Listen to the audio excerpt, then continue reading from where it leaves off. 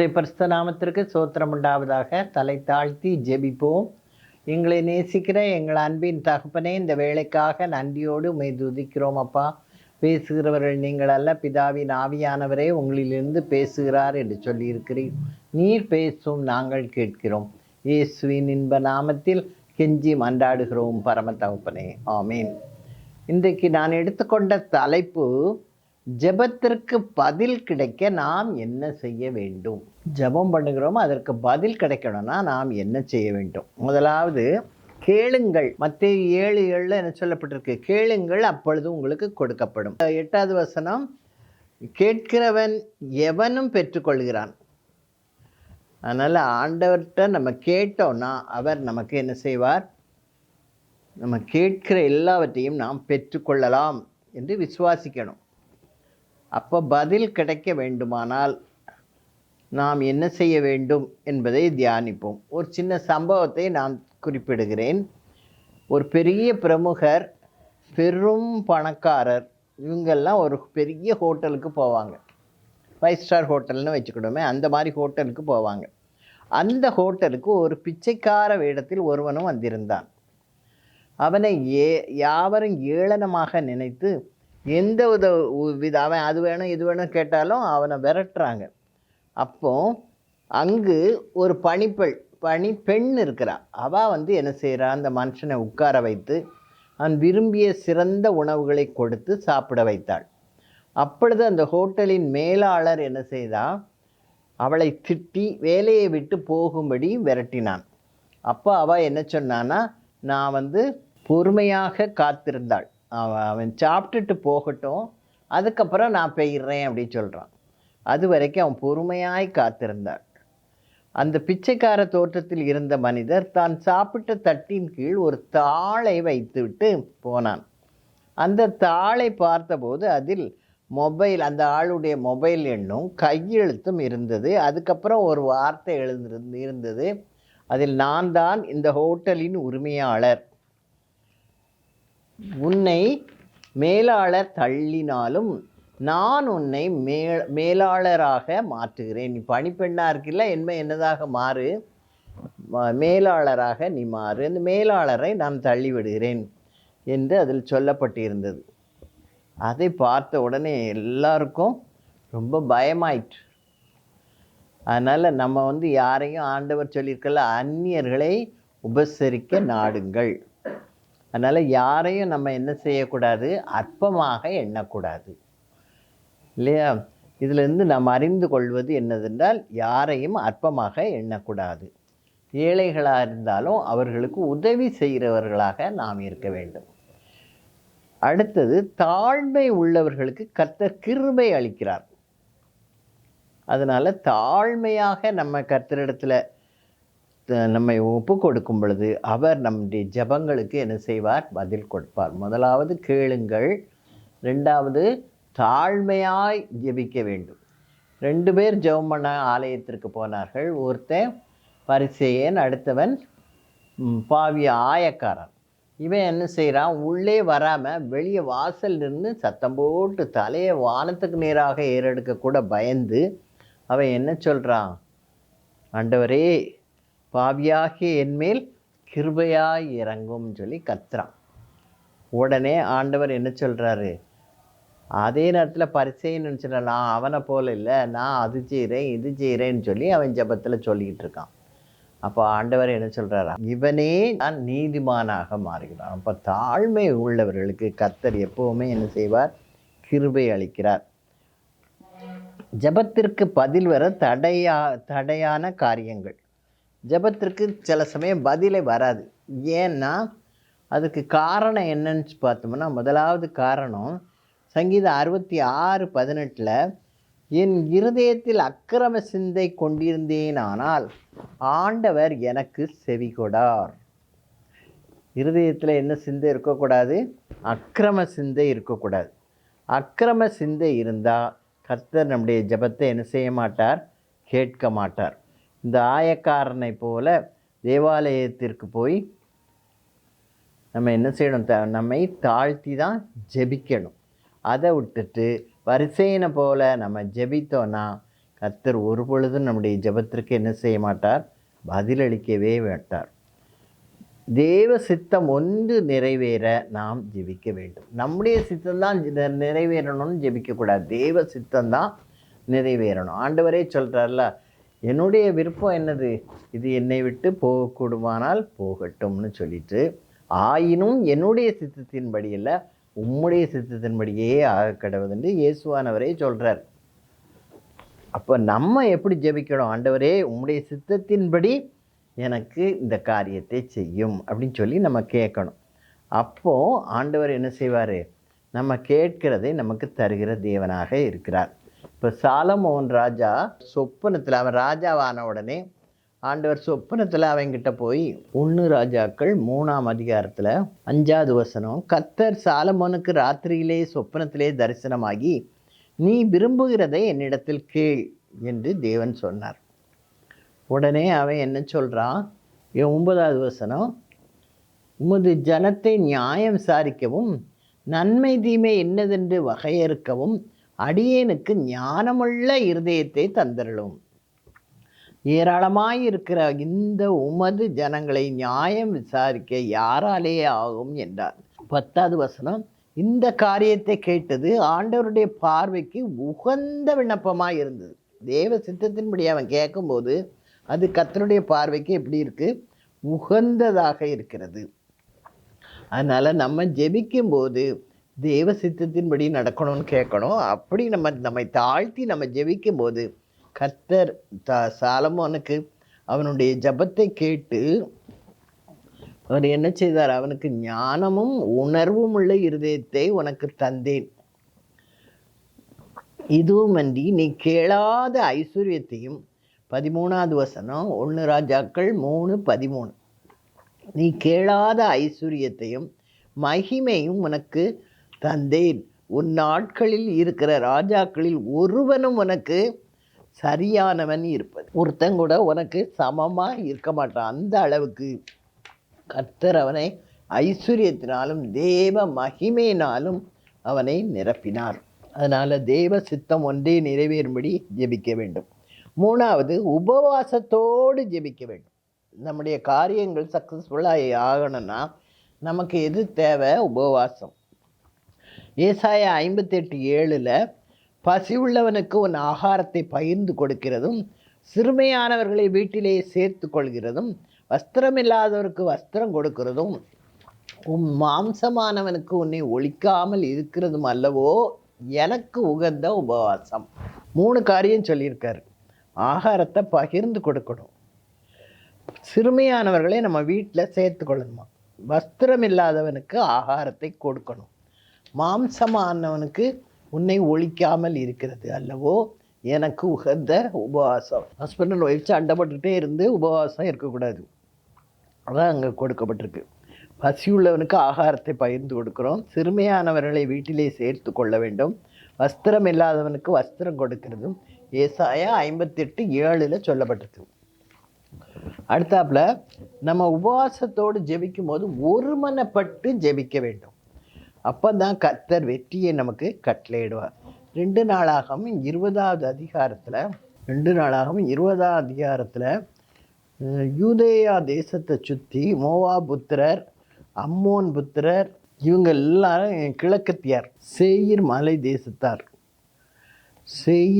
தேசத்தார், அம்மோன் புத்திரர், அம்மோனியர், இவங்க எல்லாரும் என்ன செய்கிறாங்க? யோசபாத் தான் அந்த யூதேயா ராஜா, அவனுக்கு விரோதமாக வந்துட்டாங்க.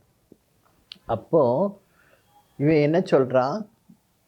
யோசபாத் என்ன சொல்கிறான்? தன்னுடைய ஜனங்களை பார்த்து 3வது வசனம், யோசபாத் பயந்து கர்த்தரை தேடுகிறதற்கு ஒருமுகப்பட்டு யூதா எங்கும் உபவாசத்தை கூறுவித்தான். அப்போ ஒருமனப்பட்டு எல்லாரும் உபவாசத்தோடு ஜெபித்தா நமக்கு வெற்றி கிடைக்கும். அதனால் ஒருமனப்பட்டு ஜெபிக்கும்படி ராஜா கட்டளையிடுகிறான்.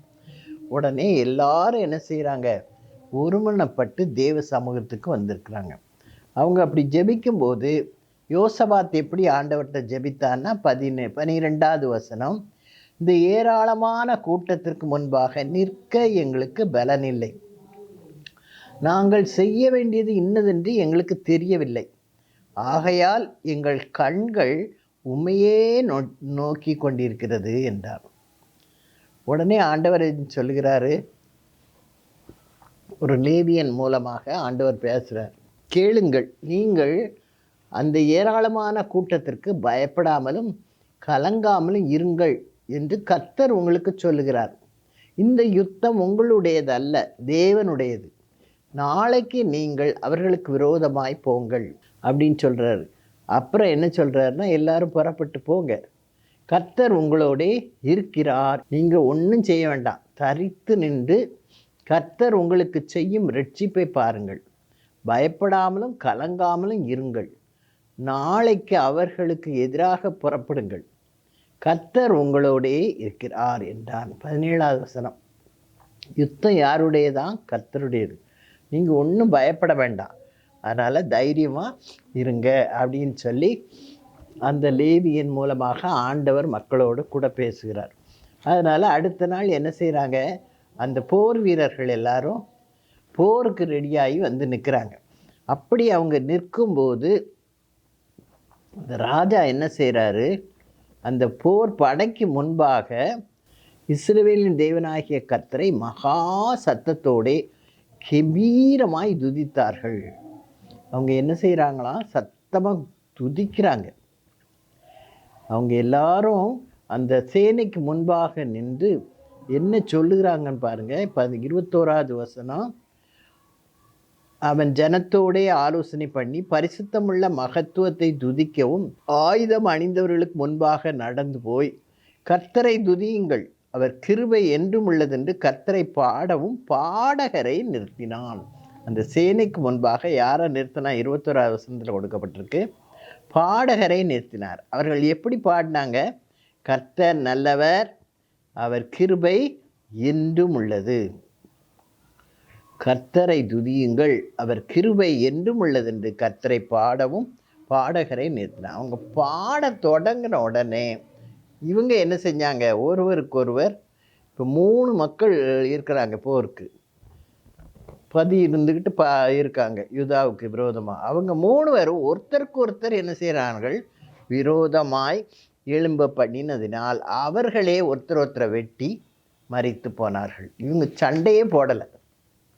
அப்போ இந்த இப்படி ஒரு காரியம் நடக்கிறதுக்கு என்ன நடந்துச்சு, ஒருமனப்பட்டு ஜெபித்தார்கள்.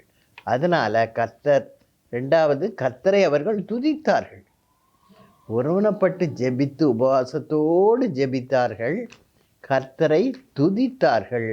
அதனால் கர்த்தர் என்ன செய்தார், அவர்களுக்கு பெரிய வெற்றியை கட்டளையிட்டார். அவர்கள் ஒன்றும் செய்ய வேண்டாம், ஆனால் கர்த்தர் அவர்கள் போரிடாமலேயே என்ன செய்தார்கள், ஜெயித்தார்கள். அடுத்தது, ஜெபத்தில் நம்ம மன்னிக்க வேண்டியவர்களை மன்னிக்க வேண்டும். நம்ம மனசில் அவங்கள குறித்து ஒரு தவறான எண்ணம் இருக்கும்போது ஆண்டவர் அந்த ஜெபத்தை என்ன செய்ய மாட்டார், கேட்கவே மாட்டார். மார்க் 11ஆம் அதிகாரம் 25வது வசனம். நீங்கள் நின்று ஜெபம் பண்ணும்போது ஒருவன் பேரில் உங்களுக்கு யாதொரு குறை உண்டாயிருக்குமானால் பரலோகத்தில் இருக்கிற உங்கள் பிதா உங்கள் தப்பிதங்களை உங்களுக்கு மன்னிக்கும்படி அந்த குறையை அவனுக்கு என்ன செய்யுங்க, நீங்கள் மன்னியுங்கள் அப்படின்னு சொல்கிறார் ஆண்டவர். நம்ம முதல்ல மற்றவங்களுக்கு மன்னிக்கணும், அப்போ தான் கர்த்தர் நம்முடைய கடனை என்ன செய்வார், மன்னிப்பார். மார்க் 11:26 நீங்கள் மன்னியாதிருப்பீர்களானால் பரலோகத்திற்குள் உங்கள் பிதாவும் உங்கள் தப்பிதங்களை மன்னியாதிருப்பார் என்றார். கர்த்தருடைய சமூகத்திற்கு வரும்போது நமக்கு யார் மீதும் என்ன செய்யக்கூடாது, குறை இருக்கக்கூடாது, தாழ்ப்புணர்ச்சி இருக்கக்கூடாது, பழி வாங்க வேண்டும் என்ற எண்ணம் இருக்கக்கூடாது. அதனால் ஒரே மனதாக நாம் கர்த்தரிடத்தில் ஜெபிக்க வேண்டும். அப்போ நம்ம உள்ளத்தில் எப்படி இருக்கணும், அக்கிரம சிந்தை இருக்கக்கூடாது. நம்ம மற்றவர்களை மன்னிக்க வேண்டியவர்களை நம்ம கண்டிப்பாக என்ன செய்யணும், மன்னிக்கணும். இதுக்கு மத்தேயு 18:23 35 வரைக்கும் ஒரு சம்பவம் நடந்திருக்கு. அதை ஆண்டவர் சொல்கிறாரு. மத்தேயு 18:23 முதல் 35 வரைக்கும். இதில் என்னென்னா, ஒரு பெரிய பணக்கார ராஜா தான். அவர் என்ன செய்கிறாரு, தன்னிடத்தில் கடன் வாங்குகிறான் ஒருத்தன். தன்னுடைய வேலைக்காரனுக்கு, பெரிய பணக்காரன் அவன், தன்னுடைய வேலைக்காரனுக்கு கடன் கொடுக்குறான். எப்படி கடன் கொடுக்குறாருன்னா 16,000 தாலந்து பணத்தை கொடுக்கிறார். 10,000 தாலந்து. 10,000னா 10ம் + 6,000 சேர்ந்தது தான் 10,000 தாலந்து கடன் பட்டவன் ஒருவன் அவனுக்கு முன்பாக கொண்டு வந்தார்கள். இந்த கடனை தீர்க்க அவனுக்கு நிர்வாகம் இல்லாமல் போயிற்று. மத்தேயு 18:23 இருக்குது. அப்போது அவன் என்ன செய்கிறான், தன்னுடைய மனைவி பிள்ளைகள் எல்லாரையும் கொண்டு வந்து நிறுத்துறான். கடனை தீர்க்கும்படிக்கு கட்டளை கொடுத்தார். எல்லாத்தையும் விற்று எனக்கு கடனை தீர்த்துடணும் அப்படின்னு. அப்பொழுது அந்த ஊழியக்காரன் அவனுடைய காலில் விழுந்து, இந்த எஜமானுடைய காலில் விழுந்து வணங்கி, ஆண்டவரே என்னிடத்தில் பொறுமையாயிரும், எல்லாவற்றையும் என்ன செஞ்சிருவேன், உமக்கு நான் திருப்பி கொடுத்து விடுவேன், அது வரைக்கும் நீ கொஞ்சம் பொறுமையாயிரும் அப்படின்னு சொல்லி கேட்கலாம். அது மாதிரி நம்ம ஆண்டவர்கிட்ட என்ன மன்னியும் ஆண்டவரே, கொஞ்சம் பொறுமையாயிரும் சுவாமி அப்படின்னு சொல்லி நம்ம கேட்கும்போது ஆண்டவர் நம்முடைய கடன்களை என்ன செய்கிறாராம், முழுவதும் மன்னித்து விட்டார். அப்படி இருக்க அந்த ஊழியக்காரன் அவன் என்ன செய்து விட்டான், 27வது வசனம், அந்த ஊழியக்காரனுடைய ஆண்டவர் மனதிறங்கி அவனை விடுதலை பண்ணி கடனையும் அவனுக்கு மன்னித்து விட்டான். எனக்கு இறங்கும், எனக்கு கொஞ்சம் பொறுத்து கொள்ளும் அப்படின்லாம் அவன் கேட்டதுனால அவனுக்கு இறங்கி அவனுக்கு எல்லாத்தையும் மன்னித்து, நீ எனக்கு கடன் கொடுக்க வேண்டாம் போப்பான்னு சொல்லி அனுப்பிடுவான். அவன் என்ன செய்கிறான், கடன் கொடுத்துவான், மன்னித்து விட்டாருன்னொன்னே அவன் சந்தோஷமாக வெளியே வரான். அப்போ அவன்கிட்ட ஒரு 100 வெள்ளி பணம் வாங்கினவன் ஏத்தாப்பில் வரான். உடனே அவன் கழுத்தில் துண்டை போட்டு அவனை நிறுத்தி அவனை என்ன செய்கிறான், நீ அதை கொடுக்க வரைக்கும் நீ காவலில் கடான்னு சொல்லி அந்த எஜமானுக்கு அறிவிக்கப்பட்ட இந்த செய்தி எஜமானுக்கு என்ன செய்யப்பட்டது, அறிவிக்கப்பட்டது. உடனே அந்த ராஜா கூப்பிட்டு அவனை என்ன செய்கிறாரு, நான் உன்னுடையதெல்லாம் மன்னித்தேன், ஆனால் நீ என்ன செய்யலை, மன்னிக்கலை, அதனால் உன்னை என்ன செய்யணும், காவலில் போடுகிறேன் என்று சொல்லி இவனையும் பிடிச்சி காவலில் போட்டான். ஆனால் ஆண்டவர் நம்முடைய பாவங்களை மன்னிக்கும் போது நாமும் மற்றவர்களுடைய பாவங்களை மன்னிக்கிறவர்களாக இருக்க வேண்டும். ஆண்டவர் சிலுவையில் அவரை அறைந்தவர்களையே ஆண்டவர் மன்னித்தார். பிதாவே இவர்களுக்கு மன்னியும், தாங்கள் செய்கிறது இன்னதென்று அறியாதிருக்கிறார்களே என்று சொல்லி பிதாவினிடத்தில் அவர்களுக்காக ஜெபித்தார். அது மாதிரி யோபு தன் சிநேகிதருக்கு என்ன கஷ்டமோ வந்துடக்கூடாதுன்னு சொல்லி ஆண்டவரிடத்தில் அவர்களுக்காக ஜெபித்தான். அதனால் கர்த்தர் யோபின் சிறையிருப்பை மாற்றினார். யோபுவின் முன்னிருந்த எல்லாவற்றையும் பார்க்கிலும் 2 தனையாய் கர்த்தர் அவனுக்கு தந்தருளினார். அது மாதிரி நாமும் அந்த மாதிரி மன்னிக்கும் போது கர்த்தர் நமக்கு 2 தனையான ஆசீர்வாதங்களை நமக்கு கொடுப்பார். இது நாம் ஜெபிக்கும் போது யார் மேலேயும் நமக்கு குறை இருக்கக்கூடாது.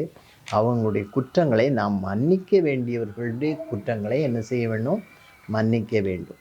5வது, விசுவாசத்தோடு ஜெபிக்க வேண்டும். யாக்கோபு 5:15 என்ன சொல்லப்பட்டிருக்குன்னா, விசுவாசம் உள்ள ஜெபம் பிணியாளியை ரட்சிக்கும், கர்த்தர் அவனை எழுப்புவார், அவன் பாவம் செய்தவன் ஆனால் அது அவனுக்கு மன்னிக்கப்படும். இதுக்கு ஒரு சம்பவமும் காட்டப்பட்டிருக்கிறது. லூக்கா 5:18-26 வரைக்கும். ஒரு திமிர்வாதக்காரனை 4 பேர் என்ன செய்கிறாங்க, படுக்கையோடையே தூக்கிட்டு வராங்க. அவங்களுக்கு இருக்கிற விசுவாசத்தை பாருங்கள். அவனுக்கு நடக்க முடியாது, அசைய முடியாது. அதனால் 4 பேர் அவனை தூக்கிக்கிட்டு இயேசுவானவர் இருக்கிற இடத்துக்கு வராங்க. ஆனால் அவர் ஒரு வீட்டில் இருந்து போதித்து கொண்டிருக்கிறார். அந்த வீட்டுக்குள்ளே போக வழியே இல்லை. வாசல் எல்லாம் ஆட்கள் உட்கார்ந்துருக்கு. இந்த 4 பேர் சேர்ந்து அந்த மனிதனை தூக்கிட்டு அந்த கட்டிலோடு உள்ளே போக முடியல.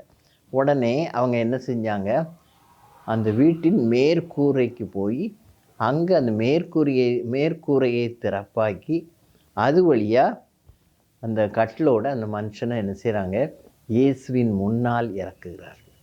இயேசு கிட்ட போகிறதுக்கு வழி இல்லாமல் அப்படி போய் என்ன செய்கிறாங்க, இறக்குறாங்க. இறக்குன உடனே ஆண்டவர் என்ன செய்கிறாரு, இந்த 4 பேரையும் பார்த்து அவர்களுடைய விசுவாசத்தை கண்டு அந்த திமிர்வாதக்காரனை பார்க்குறார்.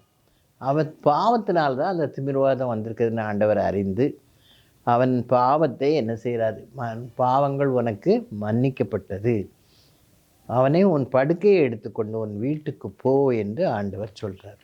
உடனே எல்லா கூட்டத்துக்கும் முன்னால் அவன் என்ன செய்கிறான், தன் படுக்கையை எடுத்துக்கொண்டு நடந்து போனான். அப்போது எல்லாரும் ஆச்சரியமாக பார்க்குறாங்க. இவனை தூக்கிட்டு உள்ளே கொண்டு வந்தாங்க. இவனுக்கு அசையவே முடியாது, அப்படியே படுத்து கிடப்பான். இப்போ எப்படி போகிறான், தான் படுக்கையே தூக்கிக்கிட்டு போகிற அளவுக்கு அவனுக்கு பலன் வந்துட்டு சொல்லி எல்லாரும் தேவனுடைய நாமத்தை என்ன செய்தார்கள், மகிமைப்படுத்தார்கள். அதனால் தேவ நாமம் அவர்கள் நிமித்தம் மகிமைப்பட்டது. தேவனுடைய நாமத்தின் மேல் விசுவாசமுள்ளவர்களாய் ஜெபிக்க வேண்டும். அப்படி நம்ம ஜெபிக்கும்போது எவ்வளவாகிலும் சந்தேகப்படாமல் விசுவாசத்தோடே கேட்க கடவன். சந்தேகப்படுகிறவன் காற்றினால் அடிபட்டு அலைகிற கடலின் அலைக்கு ஒப்பாயிருக்கிறார். இப்படிலாம் நாம் ஜெபிச்சாதான் நம்முடைய ஜெபங்களுக்கு பதில் கிடைக்கும். இப்போ 5 விதமான காரியங்களை நாம் பார்த்தோம். எப்படி ஜெபிக்க வேண்டும். ஆண்டவரிடத்தில் கேளுங்கள், அப்பொழுது உங்களுக்கு கொடுக்கப்படும். கேட்கிற எவனும் பெற்றுக்கொள்வான் என்று ஆண்டவர் சொல்லியிருக்கிறார். அதனால நம்ம கர்த்தரிடத்தில் கேட்க வேண்டும். கேட்கும்போது எப்படி கேட்கணும், தாழ்மையாய் கேட்க வேண்டும். ஆழ்மை உள்ளவர்களுக்கு கர்த்தர் கிருபை அளிக்கிறார். ஜெபத்திற்கு பதிலளிக்காமல் போவதற்கு காரணம் என்ன என்று பார்த்தா, அக்கிரம சிந்தை நம்மிடத்தில் இருந்த ஆண்டவர் என்ன செய்ய மாட்டார், கேட்கவே மாட்டார். அதனால் நம்முடைய அக்கிரம சிந்தைகளை நம்மை விட்டு நீக்கி கர்த்தரை நோக்கி கூப்பிட்டால், என்னை நோக்கி கூப்பிடு, நான் உனக்கு சகாயம் பண்ணுவேன்னு சொல்லியிருக்கேன். அதே மாதிரி கேட்கும் பொழுது கர்த்தர் நமக்கு கொடுப்பார். 2வது, தேவ சித்தம் மட்டும் நிறைவேற நம்ம ஜெபிக்கணும். அப்படி நம்ம ஜெபிக்கும் போது கர்த்தர் என்ன செய்வார், நம்ம ஜெபத்திற்கு பதிலளி. அது தேவ சித்தத்திற்கு உகந்ததாக இருந்தது. அதனால தான் ஆண்டவர் சொல்கிறார், அவருடைய விண்ணப்பம் எனக்கு மிக உகந்த விண்ணப்பமாக இருந்ததுன்னு சொல்கிறார். அப்போ அவருக்கு பிடித்தமான ஜெபமாக இருக்கணும். தேவ சித்தப்படி நாம் ஜெபிக்க வேண்டும். அப்படி நம்ம ஜெபிக்கும்போது அதை மாத்திரம் வேணும்னு கேட்கும்போது கர்த்தர் நம்ம கேட்டதையும் கொடுத்து, நம்ம கேளாத, எப்படி சாலமோனுக்கு அவன் கேளாத ஐஸ்வர்யத்தையும் மகிமையையும் கர்த்தர் அவனுக்கு கொடுத்தார். அடுத்தது, உபவாசத்தோடும் ஒரு மனப்பாட்டோடும் நாம் ஜெபிக்க வேண்டும். அப்படி நம்ம ஜெபித்தா நம்ம சண்டை போடாமலே என்ன செய்யலாம், வெற்றி அடையலாம். துதிக்கிறோம், எதிரியிட போகும்போது நம்ம கர்த்தரை துதிக்கிறவர்களாக இருக்கணும். அப்போது போரிடாமலே ஜெயிக்கலாம். அப்புறம் 5வது, மன்னிக்க வேண்டியவர்களை நாம் கண்டிப்பாக என்ன செய்யணும், மன்னிக்க வேண்டும். அப்படி நம்ம மன்னிக்காமல் இருந்தால் நம்ம கர்த்தரால் நமக்கு என்ன கிடைக்கும், மன்னிக்கும் போது ஒருவரை ஒருவர் மன்னிக்க வேண்டும். அப்படி மன்னிச்சா கர்த்தர் நமக்கு சகாயம் பண்ணுவார். நம்ம மன்னிக்கலைன்னா கர்த்தர் என்ன செய்வார், காவலில் தான் நம்மளை போடுவார். கடைசியாக, விசுவாசத்தோடு ஜெபிக்க வேண்டும். விசுவாசத்தோடு ஜெபிக்கிற ஜெபத்திற்கு கர்த்தர் உடனே பதிலளிப்பார். விசுவாசமுள்ள ஜெபம் பிணியாளியை ரட்சிக்கும். நம்ம சந்தேகத்தோடு ஜெபித்தோன்னு சொன்னால் அது எப்படி இருக்கும், காற்றினால் அடிபட்டு அலைகிற அலைக்கு ஒப்பாக இருக்கிறதுன்னு ஆண்டவர் சொல்கிறார். அதனால் நம்ம சந்தேகப்படாமல் விசுவாசத்தோடு ஜெபிக்கிறவர்களாக இருக்கணும். நம்ம இப்படி ஜெபிக்கும்போது, கர்த்தரை நோக்கி கூப்பிட்டேன், அவர் என் விண்ணப்பத்திற்கு செவி கொடுத்தார் என்று சங்கீதக்காரன் சொல்கிறது போல நாமும் சொல்லலாம். ஜெபத்திற்கு பதில் கிடைக்க நாம் எப்படி ஜெபிக்க வேண்டும், கேட்க வேண்டும். முதல்ல 2வது, எப்படி கேட்கணும், தேவ சித்தத்திற்கு கேட்க வேண்டும். அதுக்கப்புறம் நமக்கு தடையாக இருக்கிற காரியங்களை நம்மை விட்டு நீக்கி போட்டுறணும். தேவ சித்தம் நிறைவேற நாம் ஜெபிக்க வேண்டும். 3வது, உபவாசத்தோடும் ஒருமனப்பாடோடும் ஜெபிக்க வேண்டும். அடுத்தாப்புல 4வது, ஜெபத்தில் மன்னிக்க வேண்டியவர்களை நாம் மன்னிக்க வேண்டும். 5வது, விசுவாசத்தோடு ஜெபிக்க வேண்டும். விசுவாசமுள்ள ஜெபம் பிணியாளியை உபவாசத்தோடு ஜெபிக்க வேண்டும், விசுவாசத்தோடு ஜெபிக்க வேண்டும், சந்தேகப்படாமல் ஜெபிக்க வேண்டும். சந்தேகப்பட்டுட்டோன்னா அது காற்றில் அடிபட்டு அலைகிற கடலின் அலைக்கு ஒப்பாயிருக்கிறது.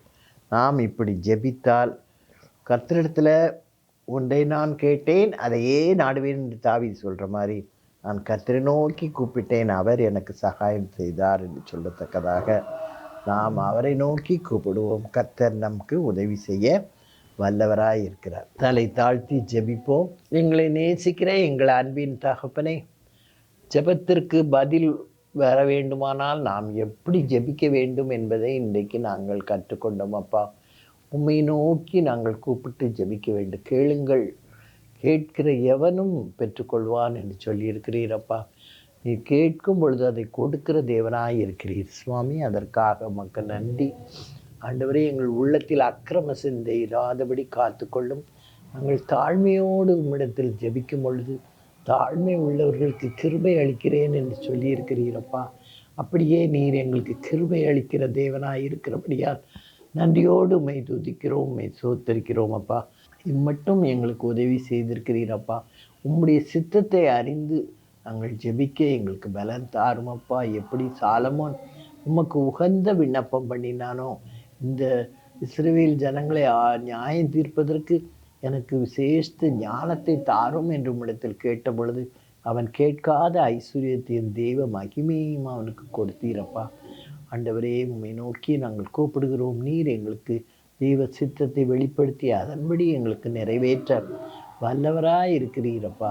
அன்பின் தகப்பனே, அப்புறம் கர்த்தாவே, நாங்கள் உபவாசத்தோடும் ஒரு மனப்பாட்டோடும் உம்மிடத்தில் நாங்கள் ஜெபிக்கும் பொழுது நீர் எங்களுக்கு சகாயம் பண்ணுகிற தேவனாய் இருக்கிறீர். துதியோடு எங்களுடைய காரியங்களை எதிர்த்து எதிராளிக்கு நாங்கள் எதிர்த்து நிற்கும் பொழுது கர்த்தாவே, அதில் நாங்கள் வெற்றி அடைய நீர் கிருபை செய்கிறீர். அதற்காக உமக்கு நன்றி. விசுவாசத்தோடு ஜெபிக்கவும் சந்தேகமில்லாமல் ஜெபிக்கவும் தேவரீர் கிருபை செய்யும். இம்மட்டும் வழி நடத்தினீர். இனிமேலும் எங்களை காத்து கொள்ளும். கிராஸ் டிவிக்காக ஜெபிக்கிறேன். அதற்கென்று அதை நடத்துகிறவர்கள், அதற்கென்று உழைக்கிறவர்கள், அதற்கென்று கொடுக்கிறவர்கள் யாவரையும் நீர் காத்து வழி நடத்த வேண்டும் என்று எங்கள் கர்த்தரும் அருமை இரட்சகருமாகிய இயேசு கிறிஸ்துவின் மூலமாய் வேண்டிக் கொள்கிறோம் பரம தகப்பனே. ஆமீன்.